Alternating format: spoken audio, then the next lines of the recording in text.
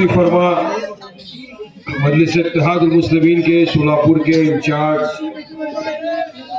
अनवर सादात साहब, हैदराबाद से आए शाहिद भाई, मजलिस इत्तेहादुल मुस्लिमीन के जिम्मेदारान, यहाँ पे मौजूद मेरे दोस्त, मेरे बुजुर्ग, मेरे भाई और मेरी पर्दा नशी माँ और बहनें, आज का ये जलसा इंतखाबी जलसा है। 15 जनवरी के दिन यहाँ पे चुनाव होने कॉरपोरेशन के। जिस तरह मुख्तलिफ सियासत पार्टियों ने अपने अपने उम्मीदवारों को आपके यहाँ से ठहराया है, इसी तरह मजलिस इत्तेहादुल मुस्लिमीन ने आपके हल्के वार्ड क्रमांक 14 से आपके अपने भाई, आपके अपने दोस्त, आपके अपने ऐसे कैंडिडेट मोहतरम जनाब हाजी तौफीक हतूरे साहब को दिया है, बाबा भाई अड्डे वाले साहब को दिया है, वहीदा भंडारे जी को दिया है, अकीला भागनगरी जी को दिया है। ये मजलिस के उम्मीदवार हैं आपके अपने वार्ड क्रमांक 14 के, जिनका निशानी है पतंग। 15 जनवरी के दिन पोलिंग। आज एक बात का तो एहसास हो चुका है मुझे कि यहाँ जो इतना बड़ा सरों का समंदर मौजूद है वार्ड क्रमांक 14 में, ये पैगाम देता है कि अल्हम्दुलिल्लाह वार्ड क्रमांक 14 से मजलिस इत्तेहादुल मुस्लिमीन भारी मतों के साथ जीत रही है इंशाअल्लाह। ये मोहब्बत है आपकी, जो आप तमाम आए हमको सुनने के लिए, जमात का पैगाम सुनने के लिए, और यही मोहब्बत यकीन मारो वोट में तब्दील हो गई वोटों में, तो इंशाअल्लाह ताला 16 तारीख को बहुत बड़ा जीत का जश्न यहीं से शुरू होगा इंशाअल्लाह। चुनावी माहौल है, तो जिस तरह मुख्तलिफ सियासत पार्टियों ने आपके बीच में उम्मीदवारों को उतारा है, एक तरफ तो ये महायुति वाले हैं, भाजपा राष्ट्रवादी अजीत दादा की पार्टी है, तो इस तरफ कांग्रेस है, चैंपियन ऑफ सेक्युलरिज्म जो अपने आप को बोलते हैं, उद्धव ठाकरे है, राज ठाकरे है, शरद पवार है, सब मुख्तलिफ सियासत पार्टियां एक दूसरे के साथ यहाँ पर बैठी हुए लड़ रही है। हम न इनके साथ है, हम न इनका हिस्सा है, हम इस अवाम के साथ है, हम इस अवाम के भरोसे पे आए हैं। ऊपर अल्लाह सुब्हानहू व तआला का रहम करम, किसी के साथ अपना गठबंधन नहीं है, हमारा गठबंधन सिर्फ आपके साथ। ये जो गठबंधन करके घूम रहे थे महाराष्ट्र में इतने वक्त से, ये बीजेपी अजीत पवार के साथ, शिवसेना के साथ, अब उनकी खिचड़ी देखो आप। एक महाराष्ट्र में पैटर्न चलाया है इन्होंने कि जहां जहां मुसलमान आबादी है, जहां जहां मजलिस इत्तेहादुल मुस्लिमीन ने अपने ज्यादा उम्मीदवारों को ठहरा है, वहां ये क्या करते हैं कि अजीत दादा को बोलते हैं तुम अपने उम्मीदवारों को डालो। सिर्फ एक ही काम है उनका, MIM के मजलिस के वोट को काटना, वो काट के पूरा बीजेपी को फायदा पहुंचा। ये महाराष्ट्र का जो नगर परिषद का भी चुनाव गया, उसमें भी यही पैटर्न चल रहा था पूरे महाराष्ट्र में।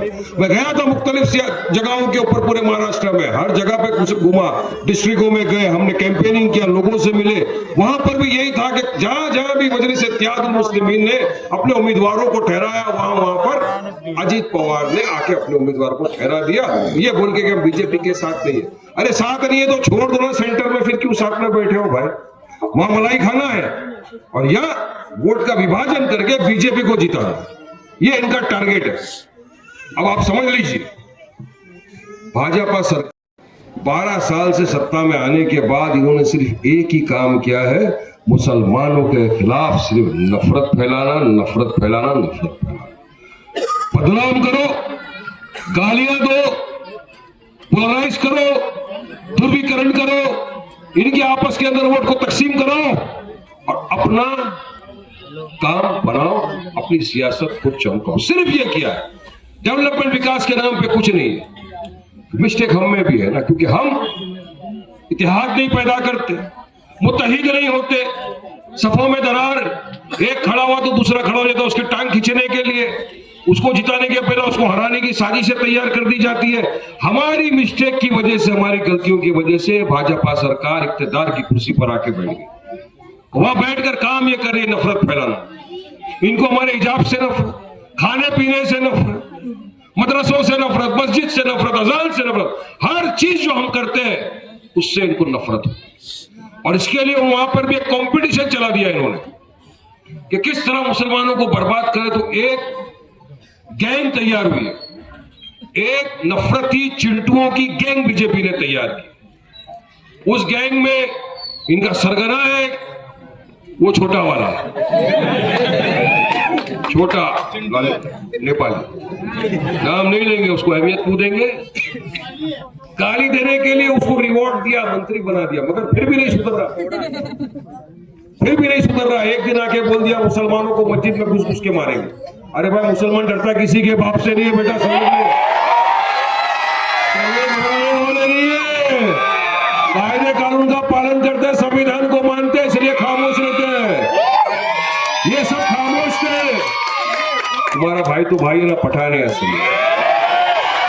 बोल दिया बेटा आजा, कौन सी मस्जिद में आता आजा, वारिस पठान बैठेगा अकेला, लेकिन यकीन मान आएगा तू तो टांग पे, मगर जाएगा तो बेटा, गारंटी है।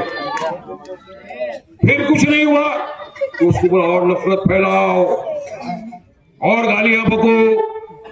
तो फिर आए भाई साहब बोलने के लिए। एक दिन आके बोल दिया कि महाराष्ट्र के अंदर, मुंबई के अंदर जगहों के ऊपर मेयर बनेगा कौन, आई लव महादेव बोलने वाला और हिंदू ही बनेगा। ये उसके अल्फाज। अब मेरे पास पत्रकार आए सुबह, सुबारिश भाई उसने ये बोल दिया, ये बोल दिया। अच्छा, तो ये तो संविधान को नहीं मानते। वारिस पठान तो संविधान को मानता, बाबा साहब अम्बेडकर के दिए हुए संविधान को मानता। कहां लिखा है संविधान में कि फला बनेगा या ये नहीं बन सकता या वो बन सकता है? कहीं पर भी नहीं लिखा कि कौन बन सकता है। कोई भी बन सकता है भारत देश के अंदर। सिर्फ एक ही संविधान है पाकिस्तान का, जहां पर एक ही रिलीजन का प्रधानमंत्री बन सकता है। तो मैंने कहा अगर इनकी बात माने तो जवाब तो देना जरूरी है ना। इनसे तो भारी अपनी जुबान है, हाइट भी ज्यादा है, जुबान भी भारी है, पावर भी ज्यादा है, ताकत भी ज्यादा है। अगर इनकी माने तो उस हिसाब से तो आए लोग मोहम्मद सल्लल्लाहु अलैहि वसल्लम बोलने वाला भी बन सकता है ना भाई। कोई खान, पठान, शेख, सैयद, कुरैशी, अंसारी क्यों नहीं बन सकता भाई? कोई भी मुसलमान बन सकता है। और हमारा तो एक ख्वाब है, एक नियत है, एक इरादा है कि एक दिन हमारे भारत की, हमारी हिजाब पहनने वाली, हमारा बुरखे डालने वाली एक हमारी मुस्लिम महिला देश की प्रधानमंत्री भी बन सकती है और मुंबई की मेयर भी बन सकती है शोलापुर में। उम्मीद पे दुनिया कायम है, अल्लाह से उम्मीद रखना चाहिए अच्छे की, हो सकता है। अरे जब भारत देश का प्रेसिडेंट मुसलमान बन सकता है, वाइस प्रेसिडेंट मुसलमान बन सकता है, सुप्रीम कोर्ट का चीफ जस्टिस मुसलमान बन सकता है, नरेंद्र मोदी खुद एमजे अकबर को मिनिस्टर बना सकते हैं, मुख्तार नकवी को मिनिस्टर बना सकते हैं, महाराष्ट्र का चीफ मिनिस्टर यार अंतुले मुसलमान बन सकता है, दो मेयर मुसलमान बन सकते हैं, तो फिर महाराष्ट्र के अंदर कोई हिजाब वाली मुसलमान मेयर क्यों नहीं बन सकती? बन सकती है। नफरती खामोश, उसके मुंह पे पड़ा तमाचा, खामोश। फिर उसको बोला अरे क्या कर रहा है और बोल। नहीं, उसके बीच में एक मैडम है, पहले जरा इसका फटा देते फिर मैडम पे भी जाएंगे। सबको एक्सपोज करना जरूरी है कि बताओ क्यों हम आपको वोट दें।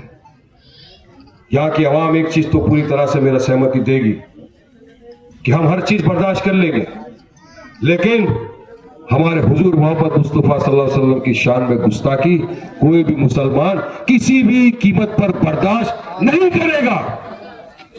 करेगा क्या? नहीं करेगा।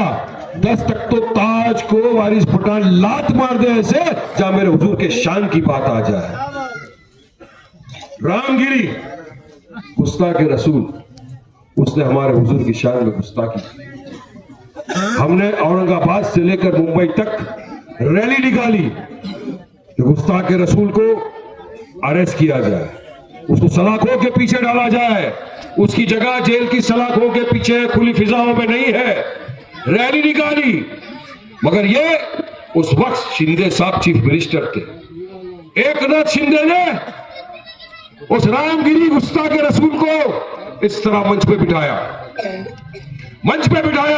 और कहा मैं देखता हूं इसके बाल को कौन हाथ लगा सकता है, कौन इसको अरेस्ट कर सकता है। हालांकि बात अलग है, उसके सर पे बाल नहीं, वो गंजा टकला है। हम लड़े, शिंदे साहब ने उसको समर्थन दिया। कहां थे ये कांग्रेस वाले सेक्युलर? क्यों आवाज नहीं उठाई आपने? हुजूर की शान की बात थी। वो हुजूर जिसके सदके तुफैल अल्लाह सुब्हानहू व तआला ने पूरी दुनिया को बना दिया, रहमतुल आलमीन बना के दुनिया में भेजा, उनकी शान में गुस्ताखी करने वाले का समर्थन कर रहे हो तुम बैठकर? उनके उम्मीदवारों को जिताने के लिए प्लानिंग कर रहे हो आप? किसी कीमत पे मुसलमान बर्दाश्त नहीं करेगा। तो फैसला आपको करना है। एक तरफ आपके सामने वो गुस्ताख के रसूल के लोग घूम रहे हैं, दूसरी तरफ आपके सामने ये आशिक के रसूल यहाँ बैठे हुए। आप किसके साथ जाना है, फैसला आप लोग कर लेना, ये वाला बात।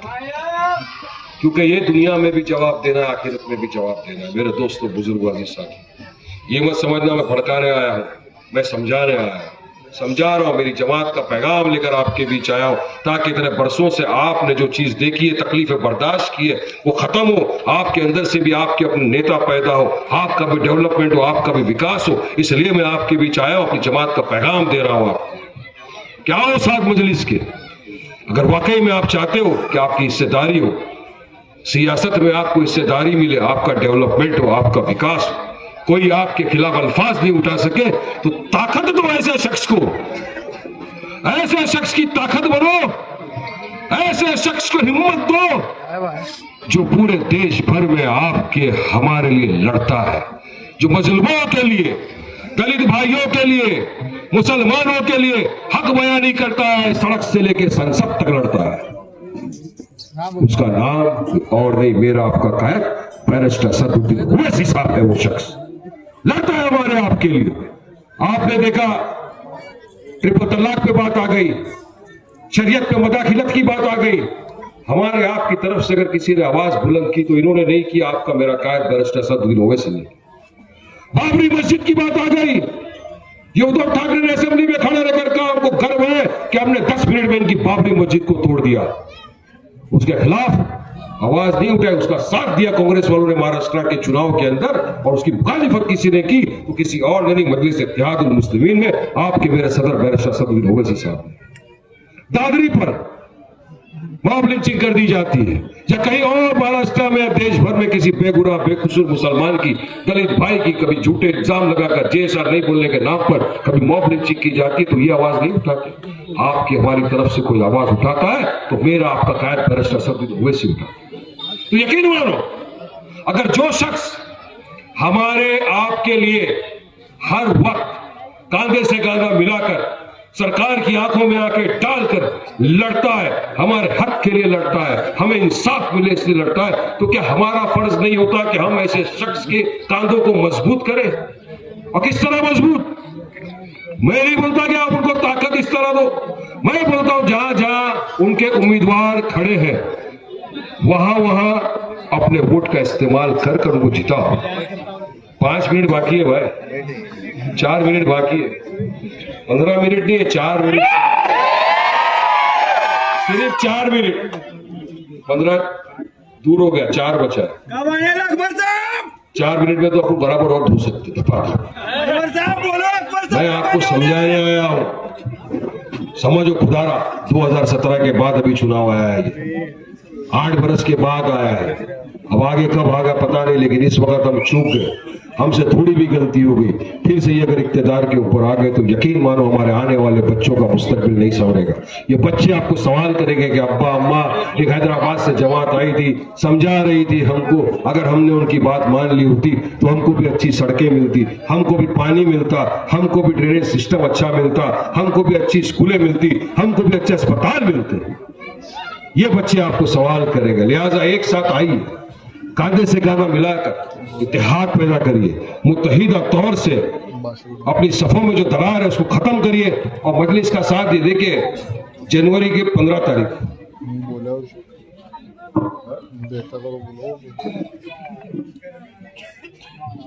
मजलिस का साथ दीजिए। मजलिस आपकी अपनी जमात है, आपके साथ कांधे से कांधा खड़ा रहने की कोशिश करती है, आपका साथ देती है हर शोबे के ऊपर। और यकीन मानो जब जीत के जाएंगे ना इंशाअल्लाह, मुझे उम्मीद है जितने आपके प्रॉब्लम है जो जो समस्या है उस समस्या को पूरी तरह से ये निपटाने का काम करेंगे। अंदर जाकर गूंगे बहरे नहीं बन जाएंगे। इनसे काम लेने की जवाबदारी आपका ये भाई वारिस पठान कर रहा है। ये पठान की जुबान आड़े तड़े की नहीं है, ये आड़े तड़े अल्लाह नल्ला की नहीं है, नल्ला पठानों की नहीं है, ओरिजिनल वारिस पठान की। और एक बार मैंने कमिटमेंट कर ली, उसके बाद अपने आप की भी नहीं सुनता। काम कराने की जवाबदारी हमारी। तो देंगे ना साथ, 15 जनवरी को वोट डालेंगे ना।